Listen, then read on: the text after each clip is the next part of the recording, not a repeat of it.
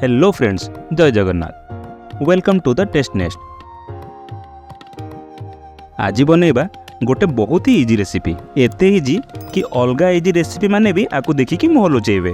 आपको ना फ्राए करबा ना तंदूर करबा या बेक करबा। तो चलतु लेमन पेपर चिकेन बनैबा। मु दुईटा चिकेन ब्रेस्ट नहीं। चिकेन रे एमिति कट लगेबा तो चिकेन रो भीतर जाए मसला पशि पारिबो। एबे चिकेन रे टिके लेमन जेस्ट पकेइबा, माने लेंबू चोपा को एमिति घसिकी पकईदबा। एथिरे बहुत ही स्ट्रॉन्ग लेमन फ्लेवर थाए। एबे सेई लेंबू को काटिकी अधा लेंबू एथिरे चिपुड़ी दबा। आउ पकेइबा टिके ब्लैक पेपर पाउडर, टिके धनिया पत्र, लूण स्वाद अनुसार, टिके तेल पकेइबा। तापर सब को भलसे मिसई दबा।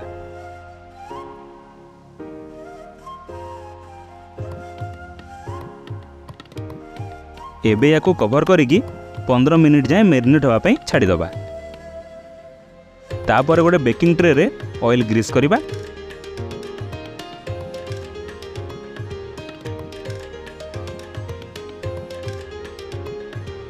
एबे ट्रे रे आमर मैरिनेटेड चिकेन रखिबा।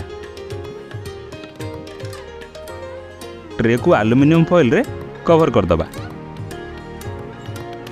आउ तापर प्रीहीटेड ओवन भितर 200 डिग्री टेम्परेचर रे 15 मिनिट पई बेक करिबा।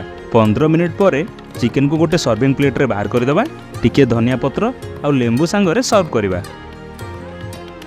एबे भी आपण माने एठी अछंती, अरे जानतु घरे बनांतु, घर लोकन को आउ सांग मानन को खुआंतु, किंतु जीवा पूर्वरु सब्सक्राइब करिबा पई बिल्कुल भूलिबे नाही। पुणी देखाबा आ गोटे रेसिपी सहित। रहिली, जय जगन्नाथ।